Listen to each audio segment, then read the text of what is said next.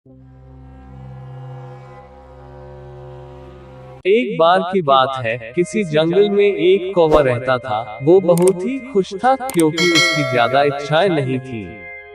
वह अपनी जिंदगी से संतुष्ट था, लेकिन एक बार उसने जंगल में किसी हंस को देख लिया और उसे देखते ही सोचने लगा कि ये प्राणी कितना सुंदर है। ऐसा प्राणी तो मैंने पहले कभी नहीं देखा। इतना साफ और सफेद, ये तो इस जंगल में औरों से बहुत सफेद और सुंदर है, इसलिए ये तो बहुत खुश रहता होगा।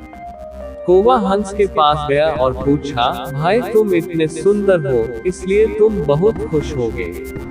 इस पर हंस ने जवाब दिया, हाँ मैं पहले बहुत खुश रहता था, जब तक मैंने तोते को नहीं देखा था। उसे देखने के बाद से लगता है कि तोता धरती का सबसे सुंदर प्राणी है।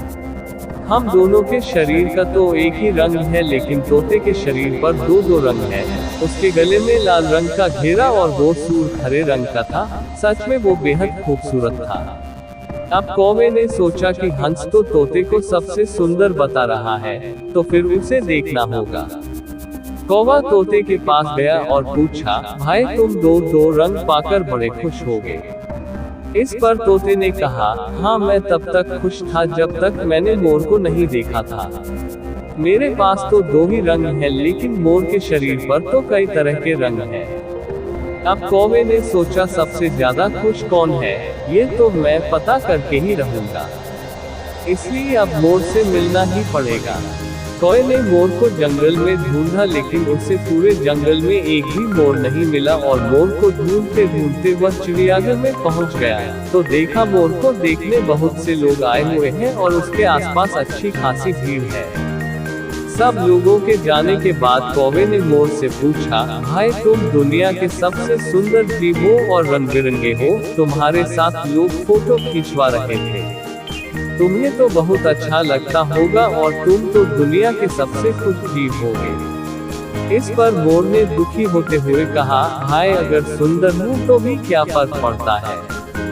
मुझे लोग इस चिड़ियाघर में कैद करके रखते हैं, लेकिन तुम्हें तो कोई चिड़ियाघर में कैद करके नहीं रखता और तुम जहाँ चाहो अपनी मर्जी से घूम फिर सकते हो।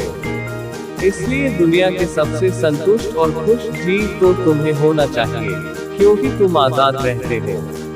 कौवा हैरान रह गया, क्योंकि उसके जीवन की अहमियत कोई दूसरा बता गया। दोस्तों, ऐसा ही हम लोग भी करते हैं। हम अपनी खुशियों और गुणों की तुलना दूसरों से करते हैं, ऐसे लोगों से जिनका रहन सहन का माहौल हमसे बिल्कुल अलग होता है।